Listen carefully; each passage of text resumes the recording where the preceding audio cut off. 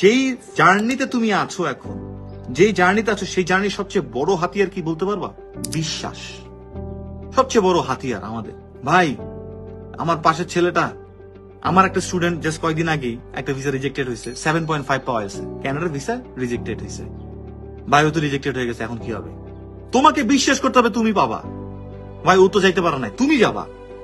ভাই, ওর তো হয় না, তোমার হবে। ভাই, আমার তো এরকম এরকম হয় নাই, এখন হবে। বিশ্বাস। পুরা জার্নিটা একটা বিশ্বাস হচ্ছে আমাদের সবচেয়ে বড় হাতিয়ার এখানে, যেটা আমাদেরকে এভরি টাইম মোটিভেট করবে যে আমি পারবো, আমার হবে। আর সবচেয়ে বড় ক্ষতিকারক জিনিস কি জানো আমাদের এখানে? সবচেয়ে বড় ক্ষতিকারক জিনিস, যে মেজর জিনিসটা আমাদের ব্যাঘাত ঘটাবে, সেটা হচ্ছে সংশয়, ডাউট। যেটারে বিশ্বাস করবো এটার আবার ডাউট কিসের রে ভাই? সমস্যা একটু আছে, ওইটা আছে, ভাই বিশ্বাস করি, আমার বিশ্বাস, আমি আছি, আমি বিশ্বাস করি, ডাউটের কিছু নেই, আমার হবে। আর এই ডাউট কারা দেয় জানো?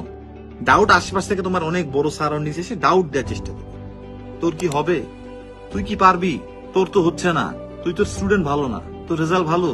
সংশয়, সংশয় হচ্ছে আমাদের একটা ব্যাপার যেটা আমাদের ডাউট ধরাবে। সংশয় কি? এই যে ওই বন্ধু, ওই নিউজ পোর্টাল চ্যানেল, ওইটা, এইটা, এটা হচ্ছে সংশয়। তো এই জায়গাতে একটা বিশ্বাসের জায়গাকে ধরে রাখার জন্য বেসিকলি তাহলে কি করা যেতে পারে? যার জন্য আমি একটা বই পড়তে বলি, দ্য সিক্রেট।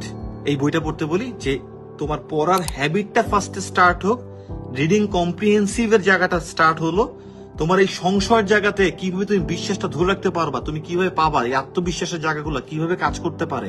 কারণ মোটিভেশনাল বইগুলো পড়লে তোমাকে বিশ্বাস রাখতে হবে।